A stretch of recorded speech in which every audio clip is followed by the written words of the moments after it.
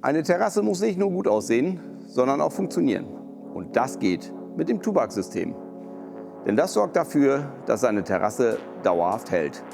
Und wie du die einzelnen Komponenten richtig anwendest, das zeige ich dir Schritt für Schritt in unserem Technikum.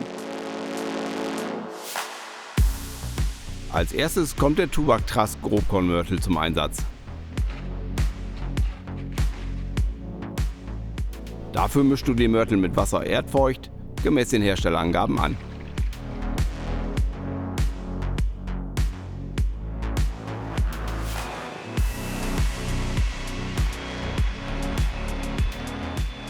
Und dann setzt du den Füllstreifen ein. Bewegungsfugen werden oft unterschätzt. Der Füllstreifen nimmt die Spannung raus, bevor sie entsteht. Danach kannst du auch schon die Bettung herstellen. Dafür trägst du den Mörtel gleichmäßig auf den vorbereiteten Untergrund auf.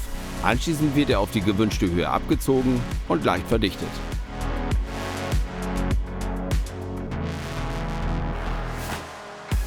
Jetzt bereitest du die Haftstämme vor. Dazu vermengst du die Tubac Truss Naturstein-Haftstämme gemäß den Herstellerangaben mit Wasser.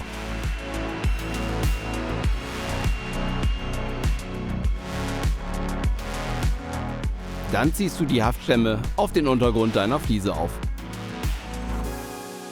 Die Haftstämme sorgt für den sicheren Verbund. Gut aufgezahnt verkrallt sie sich perfekt mit dem Bettungsmörtel.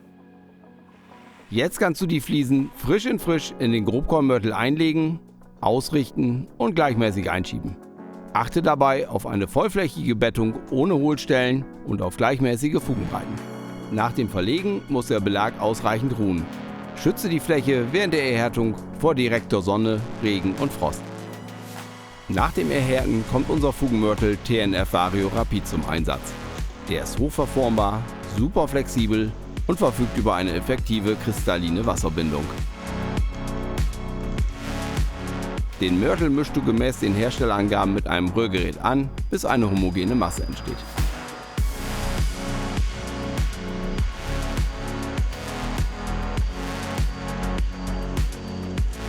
Jetzt bringst du den Fugenmörtel in die Fugen ein und ziehst ihn sauber ab. So entfernst du überschüssiges Material direkt.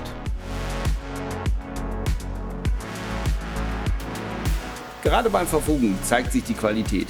Ein guter Fugenmörtel sieht nicht nur gut aus, er hält auch Feuchte und Frost stand. Nach dem Ansteifen reinigst du die Fliesenfläche.